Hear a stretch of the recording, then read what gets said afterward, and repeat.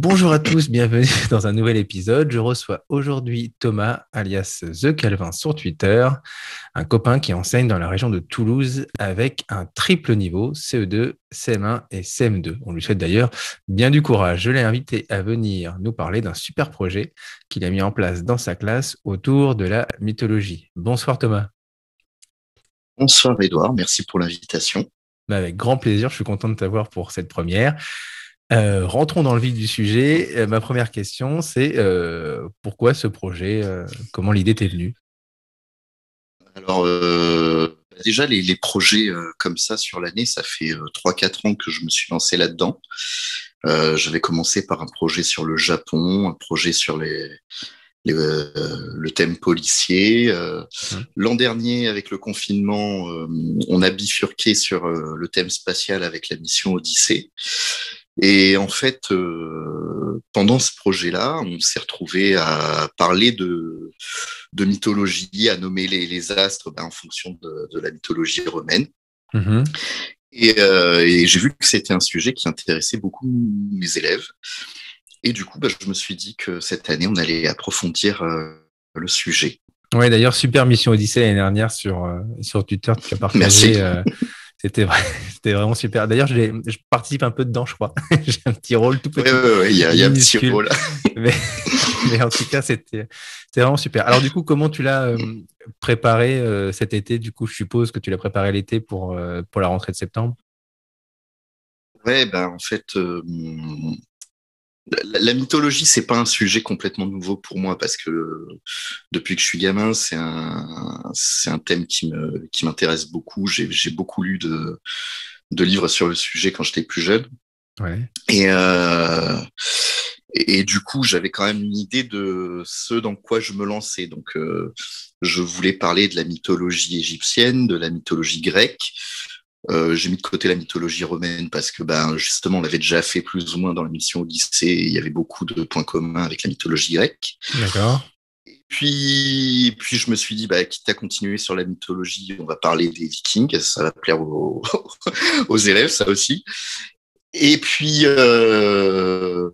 pour continuer à avancer dans le temps, je me suis dit que j'allais parler aussi du Moyen Âge avec la quête du Graal et les légendes arthuriennes. Et en D'accord. fait, en discutant avec quelques collègues sur Twitter, on m'a dit, ah, mais tu sais, il y a les podcasts de la collection Quelle Histoire. Je Ouais. suis allé écouter, je trouvais ça vachement intéressant comme entrée dans le sujet. Mhm. Et puis j'ai découvert les livres, je me suis ruiné en bouquins cet été. Et puis voilà, c'est parti comme ça. Et puis il y a plein de collègues qui m'ont proposé des ressources sur des projets D'accord. qu'ils avaient déjà menés, et ça s'est construit petit à petit comme ça. Et plutôt que de saupoudrer en disant on fait un thème et une époque et puis on passe à la suivante, etc., Mhm. je me suis dit que j'allais faire un fil rouge pour lier Pour un l'année, peu quoi. tout ça. Ouais, voilà, et puis j'ai pris goût au fait de scénariser mes projets avec la mission Odyssée. Oui, Alors, oui, je oui, bah n'ai pas oui. fait un truc aussi compliqué en termes de montage et aussi long à préparer, mais j'ai préparé une petite histoire qu'on a entamée à la fin de la partie sur la mythologie égyptienne, où Et les élèves sont à la poursuite du trésor perdu d'accord. des anciens dieux, qui Mais se transmet de d'autant plus que civilisation en civilisation. comme tu gardes tes élèves pendant 3 ans, euh, du coup, peut-être qu'ils s'attendaient aussi à que tu te lances comme ça sur des projets comme ils avaient fait l'année d'avant, non? Peut-être, non? C'est une des premières questions qu'ils m'ont posées cette année à la rentrée des classes. Il y en a deux, trois qui sont venus me voir. On n'était même pas encore rentré en classe ni rien, hein. Ils sont venus me voir dans la cour de récréation. Monsieur, c'est quoi le projet cette année? Ah, voilà. Surprise. Génial. C'est génial. Et du coup, ma question suivante, c'est qu'est-ce que tu as mis du coup en place concrètement là sur les premières semaines, enfin jusqu'à maintenant et enfin voilà ce que tu leur proposes. J'ai vu que tu as fait aussi pour le comportement avec la mythologie, enfin pas mal de choses comme ça. En fait, ouais, ce que j'ai commencé à faire, c'est j'étais jaloux des jolis décos que vous avez dans vos classes. Moi, je peux pas faire une classe Harry Potter comme la tienne, aussi belle et aussi richement décorée. Mais du coup, je me suis amusé à adapter tous les affichages, tous les éléments qui font un peu l'identité de notre classe et que les élèves connaissent déjà pour une grande partie d'entre eux, Mhm. et à les remanier à la sauce mythologique. Donc, par exemple, les ceintures de comportement qu'on a depuis des années, c'est les mêmes affiches qui sont collées dans la classe. Bah, cette année, elles ont changé de tête et c'est devenu les lauriers de comportement. Oui, voilà, ouais. Voilà, ce genre de choses. D'accord. Et d'autres choses Les que tu aurais métiers de mis en classe place, aussi, ouais. les métiers de classe aussi? Ouais, voilà, on a fait des métiers qui avaient des noms en lien avec la mythologie. Alors, c'était très, très marrant parce que j'ai présenté ça aux élèves en début d'année. Je leur ai dit, ouais, cette année, on va parler de la mythologie. Bon, ils avaient forcément beaucoup de questions. Je dis, attendez, vous en saurez plus à la fin de l'année.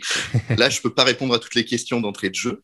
Mais du coup, j'avais des références à Merlin, à Thoth, à Anubis, à Zeus, à Thor. Bon, il y a des trucs qui connaissaient un petit peu, d'autres qui connaissaient pas du tout. Et en fait, c'est marrant parce que c'est en découvrant les personnages, les dieux, les références, que du coup, ils m'ont fait, quand on a fait Thoth, le dieu des scribes dans la mythologie égyptienne, ah, alors c'est pour ça que les disciples de Thoth, c'est eux qui écrivent au tableau, parce que oui, c'est le dieu de l'écriture, exactement. Ouais, d'accord. Et donc, du coup, à part ces projets-là, enfin, tu lis tes notions aussi, où il y a des thèmes spéciaux, je sais pas, que tu mets en place dans ta classe. Alors, au début, j'avais prévu de faire une période, une civilisation par période. Ouais. Sauf que autant ça passait très bien pour la mythologie égyptienne, autant dès que j'ai attaqué la mythologie grecque, il y avait tellement de choses à raconter. Ouais. Du coup, Qu'une période, ça ça suffisait pas, s'est quoi. étalé. C'est pas grave, ça s'est étalé un peu dans le temps. C'est pas très très grave. Euh, En fait, ce que je propose aux élèves, c'est qu'une fois par semaine, on a une fiche documentaire qui parle soit d'un point précis, soit d'une histoire tirée de la mythologie, Mhm. soit d'un point de civilisation. Euh, on a un peu de géographie, un peu d'histoire, un peu d'art visuel.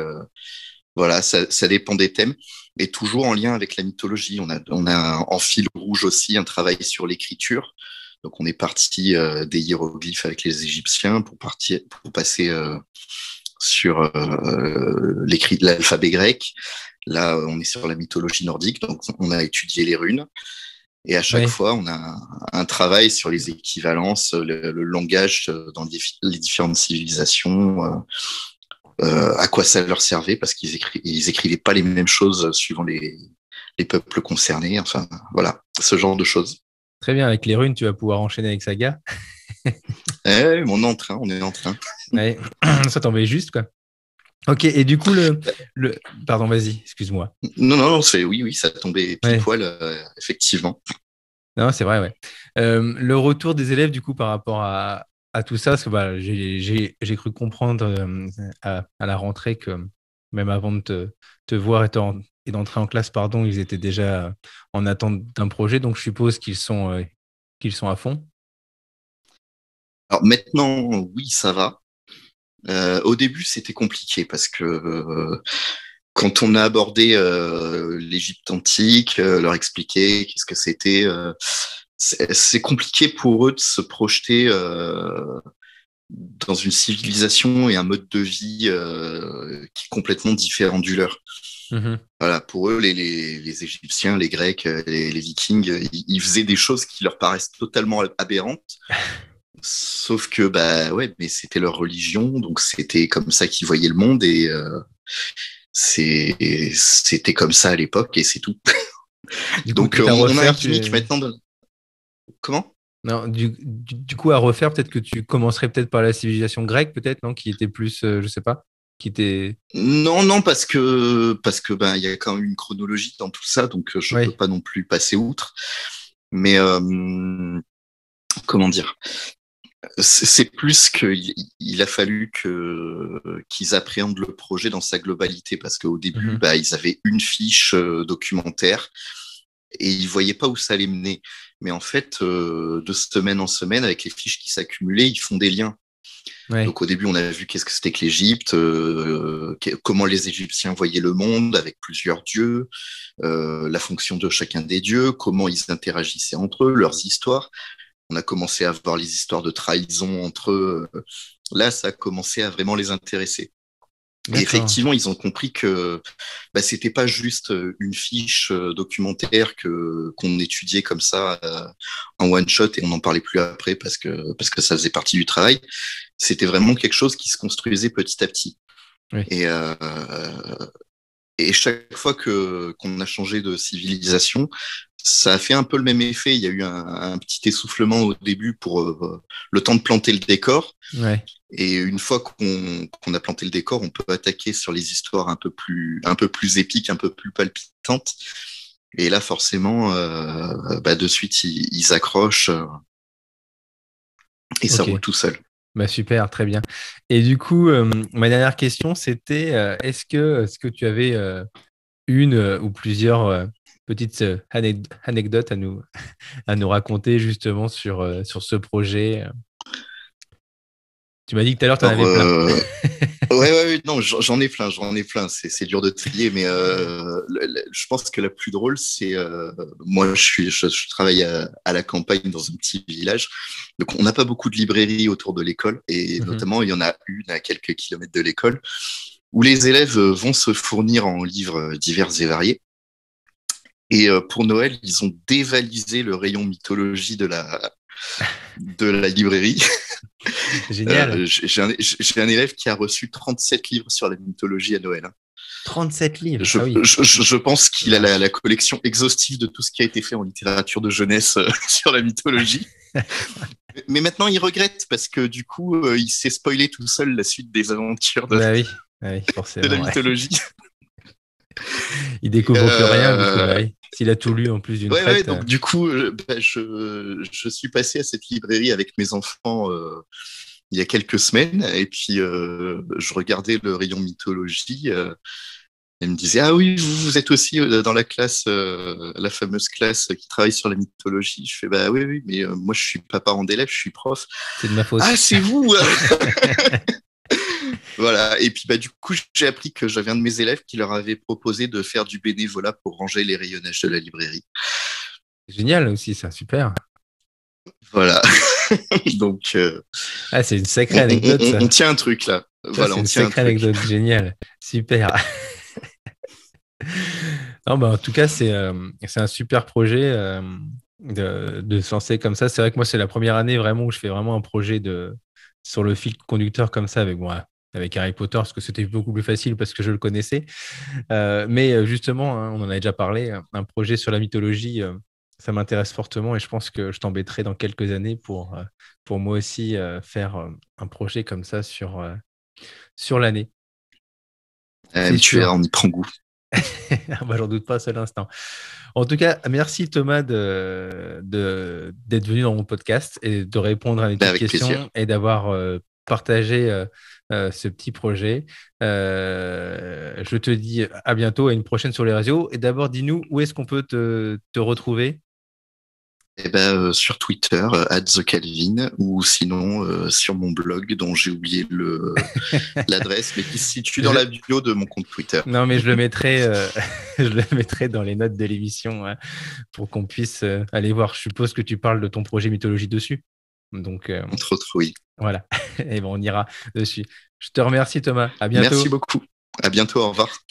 N'hésitez pas à partager ce podcast autour de vous. On se retrouve la semaine prochaine pour un nouvel épisode et peut-être un nouvel invité. À bientôt.